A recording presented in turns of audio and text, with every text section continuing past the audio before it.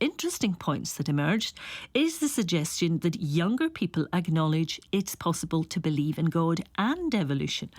Joining me to discuss this is Ramiz Mahmood, a computer science engineer and practicing Muslim, and Angel John, a mechanical engineering student at Glasgow University who was raised by a Muslim father and a Christian mother. Very warm welcome to you both. Good morning. Good morning, Kathy. Hi, Kathy. Thank you for having us. Thank you for joining me. Let me start with you, Ramiz. How much did your parents influence your early experience of faith? I was raised in a Muslim household, so I think my parents instilled Islamic values, to pray every day, to always be extremely truthful, to be charitable, to respect elders. I was raised as a Muslim, but in terms of kind of then further pursuing Islamic education, it was never really pushed by them. It was kind of my own decision. And so whilst they kind of, like I said, lay that foundation, it was then for me to sort of develop myself after that. And what drew you to computer science? I mean, did this rational side of your brain ever question the validity of a higher, more spiritual power? So in terms of my going towards computer science, it wasn't this kind of, passion, chase my dream. It was very just pragmatic, right? I wanted to make sure I could get a career out of this. In terms of, the sort of rational side of my brain questioning a higher power, I think with Islam in particular, it's a very rational religion, right? The Quran kind of puts forward many questions, rational questions that what do you think the nature of the universe is? And so for me, I think it's very rational for me to think that if the universe came into being, it has a creator. And so I've never really had this issue with believing in religion and thinking it's irrational. Angel, what was your experience? Your father is Muslim and your mother Catholic. What was your experience growing up regarding faith? So growing up in a very multicultural household, I've always loved just further researching and learning more about my heritages and different ways of praying and faiths, and just what I saw in my day-to-day life, especially just growing up in London in a very multicultural and diverse environment and learning about so many different faiths. It's just something that always piqued my interest. So I've always loved educating myself about many different faiths and beliefs and walks of lives, which then made me question my own belief at the same time and made me very accepting and really opened my eyes, where I started to see so many connections between different faiths and beliefs and ways of lives. And I really picked up on those similarities from my own perspectives. And that's when I knew that I really did believe in God, because of the many different similarities and faiths which I could see that, the whole purpose was bringing peace. And was any of that ever in conflict with your choice of career? You chose to study mechanical engineering. Yeah, so I've always been really interested in science and mathematics since a really young age, and I've always loved coming up with new ideas and just exploring my creativity. And so the reason why I chose to study mechanical engineering is because engineering itself is so closely linked to science, and engineering, being applied sciences, encompasses everything that is logical, so rational and objective. And that's why I love engineering so much. And I don't think, from my personal perspective, it ever did go against my belief in faith or God. I always thought of them as linked. It's interesting that it seems to be an older cohort that find science and religion incompatible. And I wonder, Ramiz, if you ever had any doubts about your faith, or if indeed there was a point where they were in conflict, and how you addressed that. Firstly, in terms of the older cohort being sort of suspicious of science, I don't know if in Islamic history that's necessarily true. So if you look at what you'd perhaps call the Islamic Golden Age, it was a time of huge advancements in science. And actually, it's funny, being a computer scientist, right? The sort of father of algorithms is Al-Khwarizmi, who's a Persian religious scholar. In terms of me ever having doubts or issues, not really. I mean, I think as I've gotten older and learned more about my religion, my conviction has increased than it perhaps was when I was in high school or whatever. But I've never really had any doubts or crises really in my faith. And in terms of, let's say, discussing with friends, do you find it hard to justify your faith in a higher power when people argue that science can disprove the existence of God?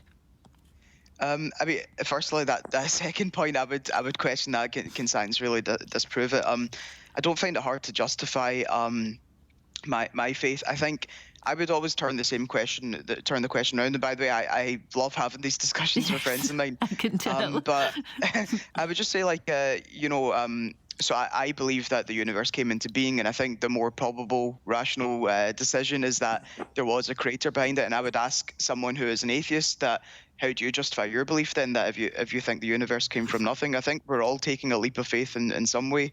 I think that there being a creator is the more probable option. And Angel, how would you describe the attitudes of your fellow mechanical engineering students, for example? Is faith something that's ever discussed? So yeah, definitely. I would say joining university, you come across so many different people from so many walks of life, and there are so many different societies, for example, that you can join at university. So definitely, depending where you find yourself, faith can sometimes become part of the conversation. But what I personally noticed is that in young people I've come across of my generation, normally people feel quite comfortable to ask questions and learn something different to their own or learn something new. And just like Ramirez as well, I actually very much welcome when people want to ask about my own multicultural background of faith. So I do love to have these conversations, and I think you can learn so much by just listening or talking to someone from a different walk of life or faith or culture. It's interesting because I sense that, you know, it's something that interests you beyond your own personal experience of your own faith. And perhaps it's having these conversations, and as you said, Ramiz, to counter, I suppose, any questions regarding, well, science can disprove the existence of God, can it really? And the idea that faith is always going to have elements of doubt, because in a sense that's what it is, isn't it? If something can't be proven, then it cannot be proven not to exist either. Mm-hmm. Yeah, like I said, I think we're all having to take somewhat of a leap of faith, whether that is into some kind of religion or whether you want to believe in nothing really. It's all none of it's really concrete. It's all going to have an aspect of faith. Angel, this survey that is prompting this discussion suggests that something like 57% of the 471 participants from Generation Z disagreed with the statement that religion has no place in the modern world. Now, that's interesting. I know it's not a reliable sample, but it is illustrative. How important is your faith to you, and do you see it as a negative influence on modern society? Oh wow, that's quite an interesting statistics actually. So I definitely think from at least from my own experience and young people that I've encountered, that many times as a younger generation, we do tend to question things more and learn more about things rather than just distrusting them altogether at first, although that's also debatable. But I've never come, from my personal experiences, I've never really put religion and science against each other or had to choose one or the other. I've always thought they complement each other quite just well. And they can work well together. And I can think of many examples from this. But for example, using evolution specifically, so if you take, for example, the Abrahamic perspective or the biblical perspective, so for example, with Adam and Eve, we don't actually know what Adam and Eve actually looked like. So were they black, white, Asian, tall, short? And, we know that they were human, but we don't know what that human looked like. And were they Homo sapiens? We don't actually know that. Those are barriers that we ourselves created to put ourselves into boxes. We just know that, from an Abrahamic perspective, there were two people, Adam and Eve, but we don't actually know what they looked like. Or so I don't actually think, one disproves the other, and they can work side by side together. And Ramis, how do you rationalise the theory of evolution with your belief in God? Sure. I mean, firstly, like you said, it's a theory, right? And so it's not something that everyone has to accept. And I think one thing is what's considered scientific fact, right, changes over time based on. I mean, science really is observing the universe. As we gather more data, we make observations and make sort of predictions or theories based on that. And I remember reading, 100 years ago, it was scientific fact that the universe had always existed. And then as we got more data, we sort of pointed towards there being a beginning. So in terms of evolution, I guess if someone didn't want to accept it, that's fine. But with that, I think there's kind of different sort of elements of evolution. And so evolution isn't necessarily the same as perhaps Darwinian evolution. And so I believe that there are forms of evolution. We can see it happening in front of us where perhaps, characteristics which are more conducive to survival tend to survive, and we see other species perhaps, becoming extinct. And I think that doesn't contradict religion really in any way. Saying that, I mean, I know of theists who accept evolution and believe that the mechanism behind it is God, right, and believe that the process itself is designed.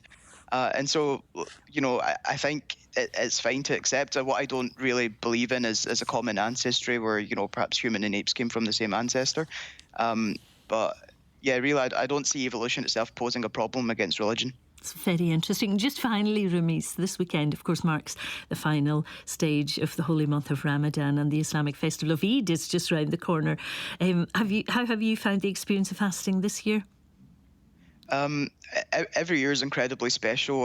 This year, probably even more so because it's after 2 years of COVID, of lockdown.